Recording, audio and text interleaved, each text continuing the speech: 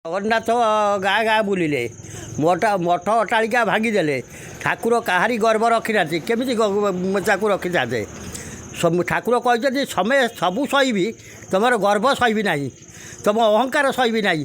ଇଏ ମଠ ଅଟ୍ଟାଳିକା କିଏ କରୁଛି? ଜଗନ୍ନାଥ ମନ୍ଦିର ଗାଁ ଗାଁରେ ହେଉଛି, ଦେବାଦେବୀ ମନ୍ଦିର ହେଉଛି। ଦେବାଦେବୀ ଯିଏ ଅପମାନିତ କରିବ ସେ କେବେ କାହାକୁ ଛାଡ଼ିବେନି। ମାତ୍ର ଜଗନ୍ନାଥଙ୍କ ପାଇଁ ଆଜି ସରକାର ହାରିଲେ। କହିଛନ୍ତି ବା ସବୁ ସହିବି, କାହାରି ଅହଙ୍କାର ସହିବିନି, ଗର୍ବ ସହିବିନି। ଇଏ ମଠ ଅଟ୍ଟାଳିକା କରିକି ସେଇ ପାର୍କ କଲେ।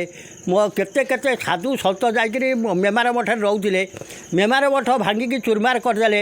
ଶଙ୍କରାଚାର୍ଯ୍ୟ କହିଥିଲେ, କହିଲେ ହେ ନବୀନ, ତୁମେ ମୋ ମଠ ଭାଙ୍ଗିଦେଲ, ଯେମିତି ଖଣ୍ଡ ଖଣ୍ଡ କରିଦେଲ, ଆଜି ସେମ୍ ତୁମେ ଖଣ୍ଡ ଖଣ୍ଡ ହେଇଯାଅ। ଆଜି ଶଙ୍କରାଚାର୍ଯ୍ୟ ଦ୍ୱିତୀୟ ଅବତାର ଜଗନ୍ନାଥ ସେଇ କହିଥିଲେ ଯେ, କହିଲେ ତୁମେ ଖଣ୍ଡ ଖଣ୍ଡ କରିଦେଲ ମଠ ଅଟ୍ଟାଳିକା, ତୁମେ ଖଣ୍ଡ ଖଣ୍ଡ ହେଇଯାଅ। ଆଜି ସେ ଖଣ୍ଡ ଖଣ୍ଡ ହେଇଯାଇଛନ୍ତି। ଚାଉଳ ମଗେଇଲେ, ଚାଉଳ ଜଗନ୍ନାଥକୁ ବାଟ ରାସ୍ତାଘାଟରେ ଦେଖିଲେ, ଲୋକ କଳସ ବସେଇକି ତାକୁ ପୂଜା କଲେ, ସିଏ ବିଭାନ ଥୋଇକିରି ତା ଉପରେ ଚଢ଼ିଲେ। ଯିଏ ଜଗନ୍ନାଥକୁ ଅପମାନିତ କରେ ସେ ସଂସାରରେ ଜୀବନ ପାଏ ନା। ଠାକୁର ହେଉଛନ୍ତି ଜଗନ୍ନାଥ। ଅଭିଶାପ ପଡ଼ିଲା ବୋଲିକି ଏମିତି ହେଇଛି। ଲୋକ ଚାହିଁଛନ୍ତି ନବୀନ ପଟ୍ଟନାୟକ ଥିଲା ପର୍ଯ୍ୟନ୍ତ ନବୀନ ପଟ୍ଟନାୟକ ହାରିବ ନାହିଁ। ଲୋକ ଚାହିଁଛନ୍ତି, କାହିଁକି ହାରିଲେ? ଏକମାତ୍ର ଜଗନ୍ନାଥ ତ ଗୋଟିଏ ମହାନ ଲୋକ ଥିଲେ। କାହିଁକିନା ନବୀନ ପଟ୍ଟନାୟକ ମିଟିଂରେ ଏତେ ଲୋକ ହେଉନଥିଲେ, ପାଣ୍ଡିଆନ ପାଖରେ ହେଉଥିଲେ। କ'ଣ ସେ ଲୋକଙ୍କୁ ଦେଉଥିଲେ କେଜାଣି? ଏକାଥରେ ଯେ ହଜାର ହଜାର ଲୋକ ପାଣ୍ଡିଆନ ପାଖରେ ହେଉଥିଲେ, ଏଟା ବି ଯାଉଥିଲେ 500 1000 ଏମିତି ଯାଇକରି ବାଇକ୍ ଲୋକଙ୍କୁ ନେଇକି ଯାଉଥିଲେ।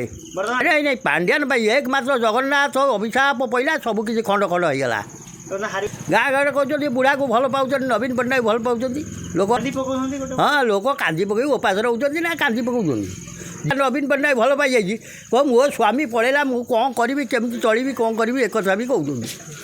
ଆମକୁ ଯେଉଁ ନବୀନ ପଟ୍ଟନାୟକ କିଛି ଦେଇନାହାନ୍ତି, ଆମେ କ'ଣ କେମିତି ଭାବିବୁ ତାକୁ? କହୁଛନ୍ତି ଓଡ଼ିଶାର ଉନ୍ନତି ପାଇଁ କେମିତି ସରକାର ଚେଞ୍ଜ ହେଉ।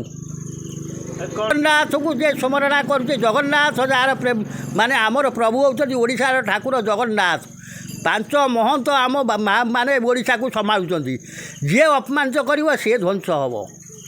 ହଁ, ଚାରିଆଡ଼େ ବିଶୃଙ୍ଖଳା ହେଉଛି, ବିଚିପାତ ହେଉଛି। ଆମ ଓଡ଼ିଶାରେ କିଛି ଅଛି? ବାତ୍ୟା, ବନ୍ୟା, ମରୁଡ଼ି ସବୁ ଯାହା ହେଉଛି ବେଙ୍ଗଲ ପଳେଇ ଯାଉଛି। ଓଡ଼ିଶାରେ କିଛି ହେଉଛି? ଏକମାତ୍ର 5 ମହନ୍ତ ସକାଶେ। ତା'ର ମହନ୍ତର ହେଡ଼କ୍ୱାର୍ଟର ପ୍ରଭାରୀ ରହିଲେ ଜଗନ୍ନାଥ। ଜଗନ୍ନାଥକୁ ଯିଏ ଅପମାନିତ କରିବ ସେ କେବେ ବଞ୍ଚି ପାରିବନି।